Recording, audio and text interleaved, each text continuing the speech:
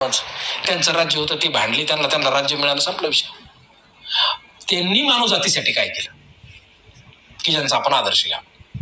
त्यांनी असं काय केलंय की ज्यांच्यामुळे त्यांची पूजा करा. बरोबर आहे. 5 भावांनी एकच बायको केली, हा आदर्श मानावा का? त्यांनी नेमकं काय केलं बरं? ते का दुसऱ्यासाठी लढले का? द्रौपदीला बरं नाही, ते सोडा, ते तर जोरी खेळायला लोक आहेत. हो. आणि त्यांच्याबद्दल तुम्हाला एवढं रागायचं कारणच नाही. ते काय तुमचे आराध्य नाही किंवा तुम्हाला त्यांची मंदिरं सापडणार नाहीत. आहे का धृतराष्ट्राचं कुठं मंदिर, ते युधिष्ठिरचं कुठं मंदिर आहे का, त्या सहदेवाचं मंदिर आहे का, त्या अर्जुनाचं मंदिर नाहीये. पण लोक काय म्हणतात, नाही ते 5 पांडव. अरे ते 5 पांडवांचं मानव जातीत काय कॉन्ट्रीब्युशन आहे? ते शेतकऱ्यांसाठी काय कॉन्ट्रीब्युशन आहे? काहीच कॉन्ट्रीब्युशन. मग म्हणलं हे 5 नेमके कोण होते?